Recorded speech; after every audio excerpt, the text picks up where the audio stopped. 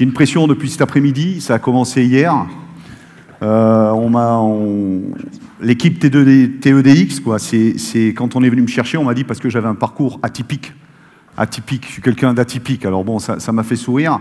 Mais au-delà de tout ça, je vais vous dire pourquoi j'ai accepté, parce que c'est la vérité, quoi. C'est la vérité. Moi, j'ai pas grand-chose à apporter aux gens. Mon expérience personnelle, peut-être ce que j'ai vécu, ce que j'ai fait avant, pour aider, parce que dans ma démarche, on dit changer le monde, mais moi, j'ai envie d'aider les gens. Moi, je suis dans une espèce de rédemption, quoi. C'est comme ça. Mais au-delà de tout ça, il y a quelque chose qui est ici, c'est l'esprit. Parce que moi, je suis un local. Je suis un local. Je suis né à Gardanne. Vous voyez, je suis né à 15 km d'ici.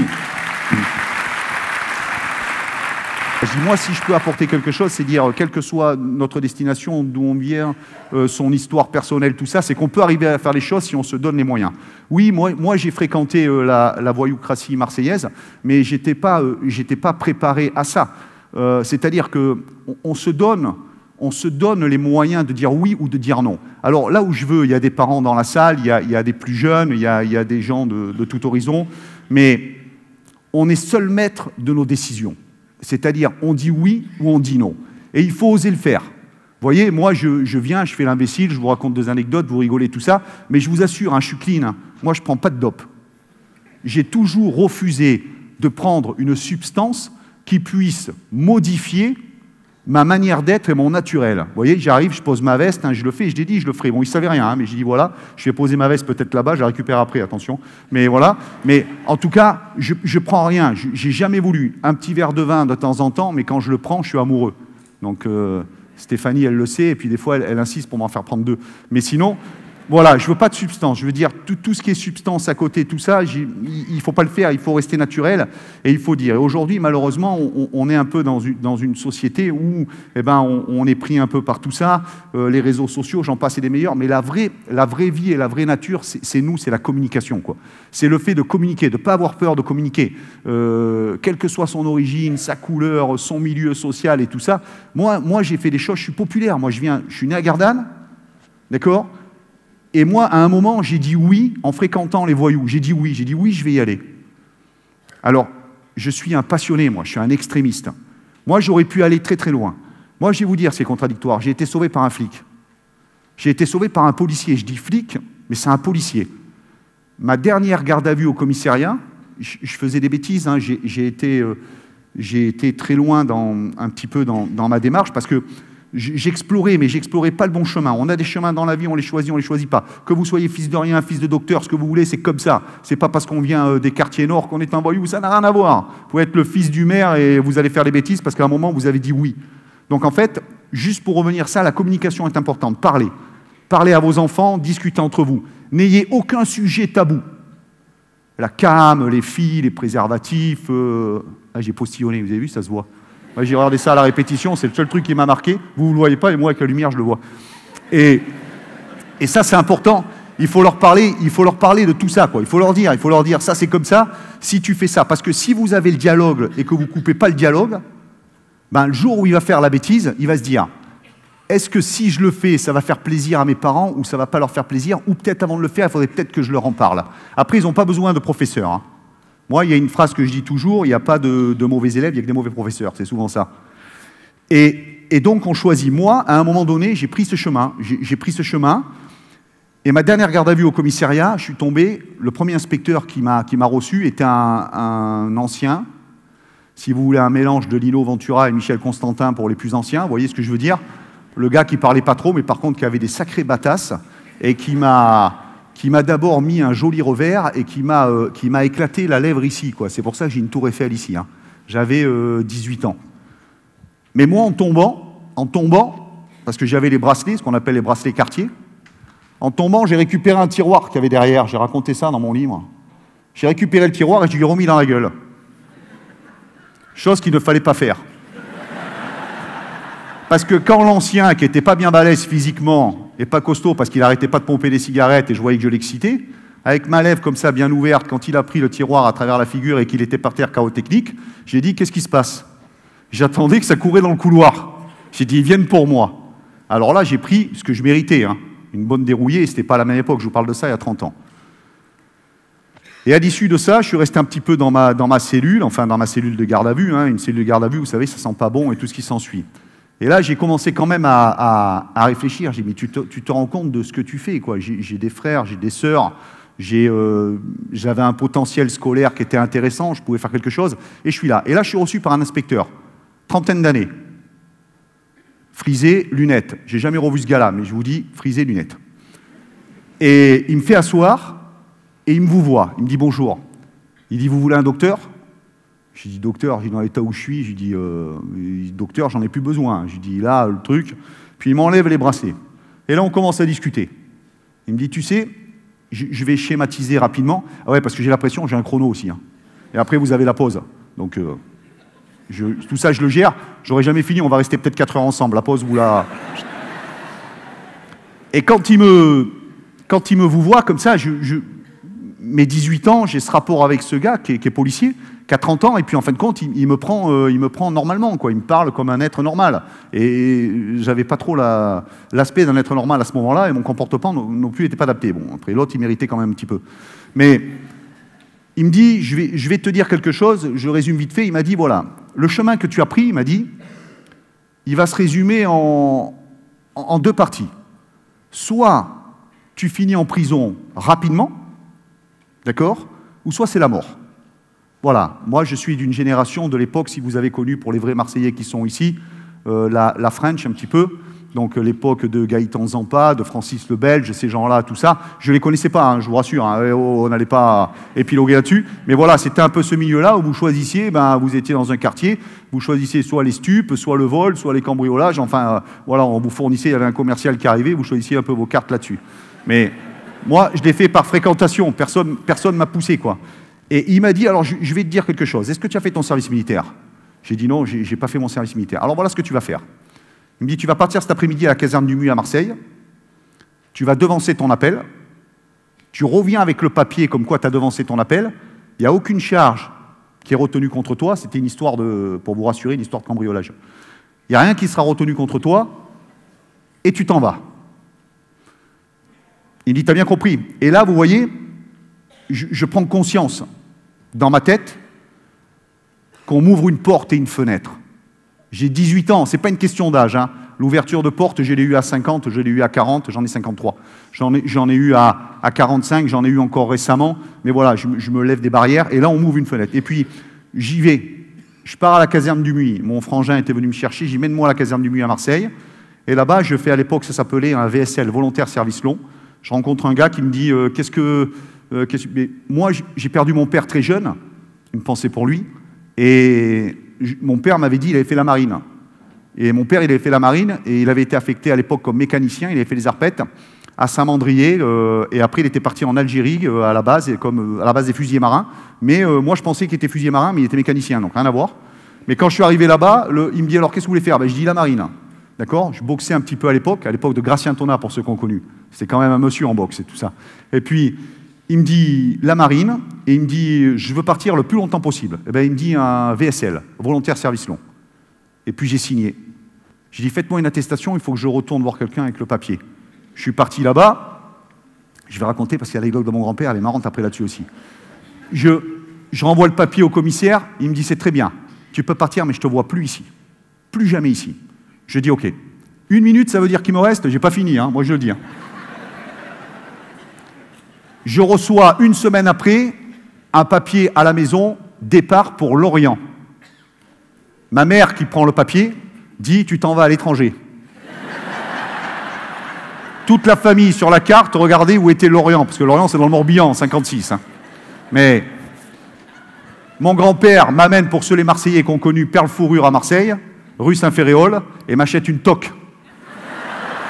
Comme ça, avec un truc qu'on rabattait sur les oreilles avec la fourrure, parce qu'il me dit là-haut, il fait très froid. Je vous assure que c'est vrai. Je l'ai toujours. J'ai toujours ce chapeau. Je ne le mets pas, mais j'ai toujours ce chapeau. Et je pars. Et quand j'arrive là-haut, on est accueilli à la gare par un maître, puisque après 22 ans de service, hein, je connais quand même un peu les grades, non, je pourrais le dire, un géant. Il s'appelait Maître Baer. Il est plus de ce monde, Dieu ait son âme. Et il avait une tête d'ogive, bien pointue, comme ça, à raser. Et quand on descend du train, je vous assure, je me prenais encore pour un caïd. Hein. Moi, j'étais bercé par Scarface, Al Pacino et tout ça, et je croyais que le monde, c'était ça, quoi. Rien à voir avec ça, c'est pas la vraie vie. Hein. Je rassure tout le monde, les fictions et tout ça, Facebook, les films, c'est du cinéma, quoi. Déjà, pour essayer avec une arme de faire ça, bang bang, et être en cible, vous pouvez y aller. Hein. Je vous le dis, avec l'expérience. Ça n'existe pas. Et j'arrive là-bas à la gare, ils nous amènent sur l'Orient. Arrivé sur l'Orient, on rentre dans la base de l'école des fusiliers, on est à peu près 3 bus, donc 45 places, vous voyez, les 3 bus, on descend. Et là, ce maître Baer, il nous fait un discours. Il nous dit, voilà, vous voyez, là, vous êtes dans le monde civil. On était sur la base, il y avait un grand gymnase. Et là, il y avait un couloir. Et il dit, du monde civil, vous allez passer dans ce couloir. Dans ce couloir, vous êtes libre. Si vous avez sur vous de la drogue, des armes, vous pouvez tout mettre. Il y a 2 caisses qui sont là, ça ne nous regarde pas. Tout ça, ça partira à la poubelle, ça sera viré, tout ça. Par contre, si vous acceptez de passer ce couloir, que vous basculez de l'autre côté, après, vous êtes à nous et vous êtes chez nous. Vous voyez, quand vous avez 150 personnes comme ça rassemblées et qu'on vous dit ça, moi le premier, j'ai pris conscience, j'ai fait la démarche, caserne du Muy, je suis parti, je vais à Lorient. Je n'avais pas mis mes pieds en Bretagne, je ne connaissais pas la Bretagne. Hein. Bretagne et le couloir. Ça veut dire qu'encore on me donne une chance. On me dit, vas-y dans ce couloir, vas-y. J'arrive dans ce couloir, à l'époque, j'avais une arme factice, un truc d'alarme, la Arminus, ça s'appelait à l'époque. Et puis je suis arrivé là-bas, j'ai pris ce petit pistolet d'alarme, je l'ai mis dans la caisse. Dans la caisse, il y avait de tout. Hein. Là, je peux vous dire qu'il y avait du matos, hein, quand même. Et là, je suis sorti de l'autre côté.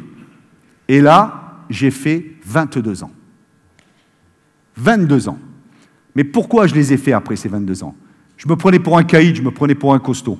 Chaque fois que j'avais quelque chose à faire, on disait, c'est pas avec ta force, c'est pas avec tes poings, c'est pas avec ta grande gueule. Tu cours, tu travailles tes cours, tu finis premier, tu auras ce que tu veux à chaque fois. Quand j'ai fait mon stage commando élémentaire, je vais finir par ça, parce qu'après ils vont mettre une alarme. Quand j'ai fait mon stage co élémentaire, j'ai fini major. Pour la première fois de ma vie,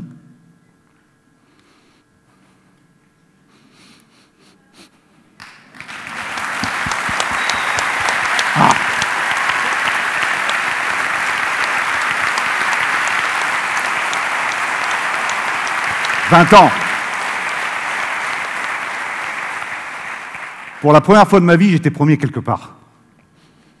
C'est... En fait, l'individu...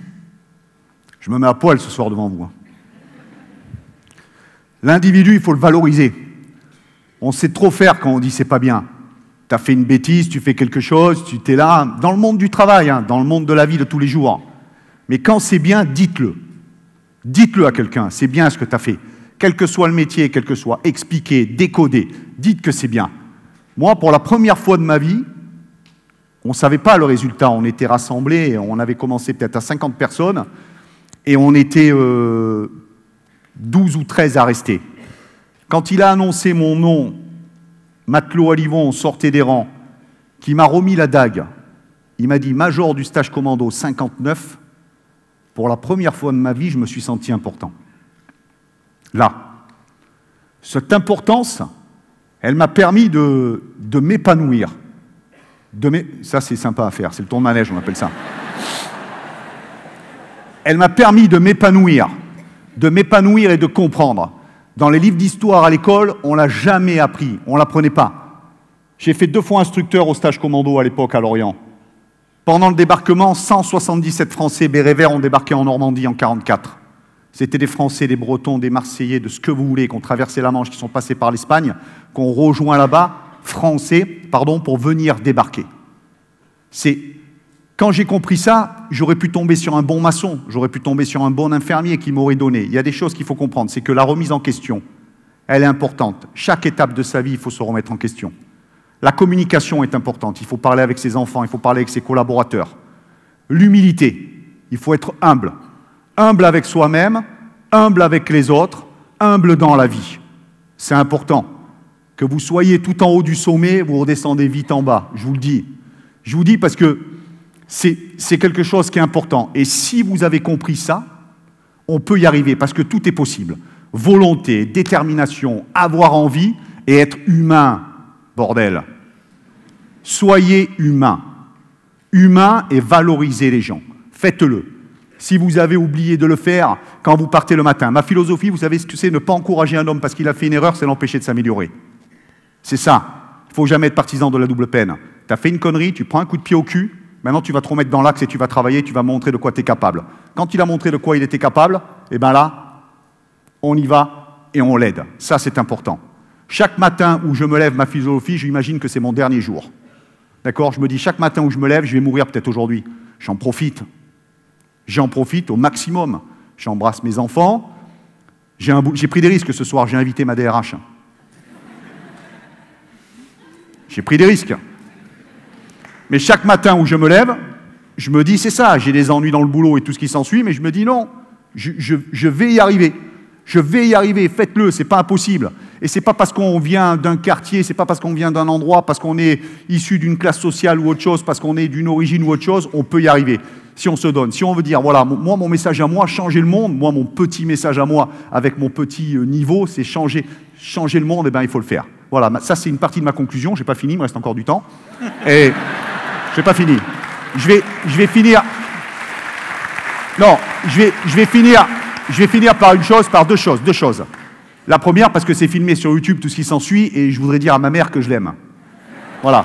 Maman, je t'aime, parce que quand j'ai écrit mon livre, je ne l'ai pas épargné dans mon livre, parce que j'ai écrit mon livre avec ma faculté d'écriture et ma syntaxe d'aujourd'hui, mais avec mon cœur d'enfant à l'époque. Et donc, elle a pu être touchée par mon livre en se disant, mais je ne suis pas cette mère-là, mais je voulais qu'elle le sache et je l'aime. J'aime ma mère et grâce à elle, je t'aime maman. Comme ça, elle le verra sur YouTube, elle dira OK. Et la deuxième, je vais chanter quelque chose. En mémoire à mes camarades, à mes amis, tout ça, je vais chanter un petit refrain. C'est pas Morales, hein. Mais parce que Stéphanie, qui est dans la salle, croyait pas que j'allais le faire. J'ai dit si, à la fin. Parce qu'au début, j'y chantais. Alors, j'y vais. Justement, et je finirai par ça. C'est la chanson de la 4e escouade de Montfort, mais je chante que le premier refrain, la première partie, et après le refrain, mais ça dure quelques secondes. À moi, Forban, que m'importe la gloire, les lois du monde, que m'importe la mort. Sur l'océan, j'ai planté ma victoire, et bois mon vin dans une coupe d'or. Vivre d'amour est ma seule espérance, le seul bonheur que j'ai su conquérir. Si sur les flots j'ai passé mon enfance, c'est sur les flots qu'un Forban doit mourir. Vin qui pétille, femme gentille, sous tes baisers brûlants d'amour, oui d'amour. Plaisir, bataille, vive la canaille, je bois, je chante et je tue tour à tour. Merci à vous.